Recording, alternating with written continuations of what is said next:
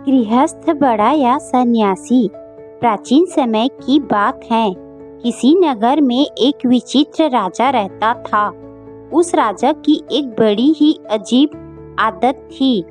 जब भी नगर में कोई साधु या सन्यासी आता था तो वह उसे बुलाकर पूछता था कि गृहस्थ बड़ा या सन्यासी।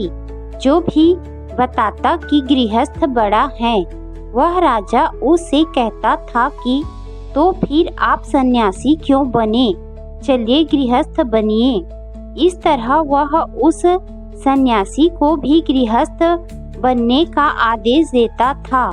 जो बताता कि सन्यासी बड़ा है, वह उससे प्रमाण मांगता था। जो यदि वह प्रमाण न दे सके तो वह उसे भी गृहस्थ बना देता था। इस तरह कई संत आए और उन्हें सन्यासी से गृहस्थ बनना पड़ा। इसी बीच एक दिन नगर में एक महात्मा का आगमन हुआ। उसे भी राजा ने बुलाया और अपना वही पुराना प्रश्न पूछा, गृहस्थ बड़ा या सन्यासी। महात्मा बोले, राजन, न तो गृहस्थ बड़ा है न ही सन्यासी। जो अपने धर्म का पालन करे वही बड़ा है। राजा बोला, अच्छी बात है। क्या आप अपने कथन को सत्य सिद्ध कर सकते हैं? महात्मा ने कहा, अवश्य। इसके लिए आपको मेरे साथ चलना होगा। राजा महात्मा के साथ चलने के लिए तैयार हो गए। दूसरे ही दिन दोनों घूमते घूमते दूसरे राज्य निकल गए। उस राज्य में राजकन्या का स्वयंवर हो रहा था। दूर दूर के राजा राजकुमार आए हुए थे। बड़े ही विशाल उत्सव का आयोजन किया हुआ था। राजा और महात्मा दोनों उस उत्सव में शामिल हो गए। स्वयंवर का शुभारंभ हुआ। राजकन्या राज दरबार में उपस्थित हुई। वह बड़ी ही रूपवती और सुंदर थी। सभी राजा और राजकुमार स्तब्ध होकर उसे देख रहे थे और मन ही मन उसे पाने की कामना कर रहे थे। राजकन्या के पिता का कोई वारिस नहीं था, इसीलिए महाराज राजकन्या द्वारा स्वयं वरित राजकुमार को ही अपने राज्य का उत्तराधिकारी घोषित करने वाला था। राजकुमारी अपनी सखियों के साथ राजाओं के बीच घूमने लगी। वहां उपस्थित सभी राजाओं को देखने के पश्चात भी उसे कोई पसंद नहीं आया। राजा निराश होने लगे। राजकुमारी के पिता भी सोचने लगे कि स्वयंवर व्यर्थ ही जाएगा, क्योंकि राजकुमारी को तो कोई वर पसंद ही नहीं आया। तभी वहां एक तेजस्वी सन्यासी का आगमन हुआ। सूर्य के समान उसका चेहरा कांति से चमक रहा था। तभी राजकुमारी की दृष्टि उस युवा सन्यासी पर पड़ी। देखते ही राजकुमारी ने अपनी वरमाला उसके गले में पहना दी। अचानक हुए इस स्वागत से वह युवा सन्यासी अचंभित हो गया। उसने तुरंत वस्तु स्थिति को समझा और तत्क्षण उस माला को अपने गले से निकालते हुए कहा, हे देवी, क्या तुझे दिखता नहीं? मैं एक सन्यासी हूँ। मुझसे विवाह के बारे में सोचना तेरी भूल है। तभी राजा ने सोचा, लगता है यह कोई भिखारी है जो विवाह करने से डर रहा है। उन्होंने अपनी घोषणा दोबारा दोहराई, हे युवक, क्या तुम्हें पता भी है, मेरी पुत्री से विवाह करने के बाद तुम इस संपूर्ण राज्य के मालिक हो जाओगे। क्या फिर भी तुम मेरी पुत्री का परित्याग करोगे? सन्यासी बोला, राजन, मैं सन्यासी हूँ और विवाह करना मेरा धर्म नहीं है। आप अपनी पुत्री के लिए कोई अन्य वर देखिए। इतना कहकर वह वहां से चल दिया।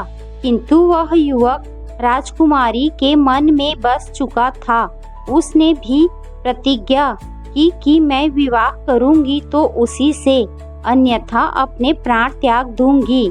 इतना कहकर वह भी उसके पीछे पीछे चली गई। वह राजा और महात्मा जो यह कृतांत देख रहे थे, उनमें से महात्मा ने कहा, चलो हम भी उनके पीछे चलकर देखते हैं क्या परिणाम होता है। वह दोनों भी राजकुमारी के पीछे पीछे चलने लगे। चलते चलते वह एक घने जंगल में पहुंच गए। तभी वह युवा सन्यासी तो कहीं अदृश्य हो गया और राजकुमारी अकेली रह गई। घने जंगल में किसी को न देख राजकुमारी व्याकुल हो उठी। तभी यह राजा और महात्मा उसके पास पहुंच गए और उन्होंने राजकुमारी को समझाया। यह दोनों उसे उसके पिता के पास छोड़ने के लिए ले जाने लगे। वह जंगल से बाहर निकले ही थे कि अंधेरा हो गया। सर्दी की काली अंधियारी रात थी। भटकते भटकते यह तीनों एक गांव में पहुँचे। यह गांव के चौपाल पर जाकर बैठ गए। बहुत सारे लोग वहां से गुजरे, लेकिन किसी ने इस ठंड से ठिठुरते मुसाफिरों का हाल तक नहीं पूछा। तभी वहां से एक गाड़ीवान गुजरा। वह अपनी पत्नी और बच्चों के साथ खेत से घर आ रहा था। उसने देखा कि वह तीनों ठंड से ठिठुर रहे हैं। वह उनके पास गया और पूछता कि तो महात्मा ने भटकते हुए मुसाफिर बता दिया। किसान बोला, हे अतिथि देव, अगर आप चाहो तो आज रात मेरे घर ठहर सकते हैं। वह उनको घर ले गया, भोजन की पूछी और भोजन करवाया। उस दिन उनके घर में ज्यादा अनाज नहीं था, अतः किसान और उसकी पत्नी ने अपने हिस्से का भोजन अतिथियों को करवा दिया और स्वयं भूखे ही सो गए। सुबह हुई। राजकन्या को उसके पिता के पास छोड़कर राजा और सन्यासी दोनों वापस अपने नगर को चल दिए। महात्मा ने राजा से कहा, देखा राजा, राजकन्या और राज्य को छोड़ने वाला वह सन्यासी अपनी जगह बड़ा है और हमारे अतिथि सत्कार के लिए स्वयं भूखा सोने वाला वह गृहस्थ किसान अपनी जगह बड़ा है। एक तरफ सन्यासी ने राजवैभव और रमणीय का तनिक भी मोह न करके अपने धर्म का पालन किया है, इसीलिए वह निश्चय ही महान है। दूसरी तरफ उन दंपति ने अपना व्यक्तिगत कर्तव्य न देखकर अतिथि सेवा को प्रधानता दी, इसीलिए वह दोनों भी निश्चय ही महान है। किसी भी देश काल और परिस्थिति में अपने धर्म कर्तव्य का पालन करने वाला मनुष्य ही बड़ा होता है, फिर चाहे वह गृहस्थ हो या सन्यासी, कोई फर्क नहीं पड़ता। इस तरह महात्मा ने अपनी बात को सत्य सिद्ध किया।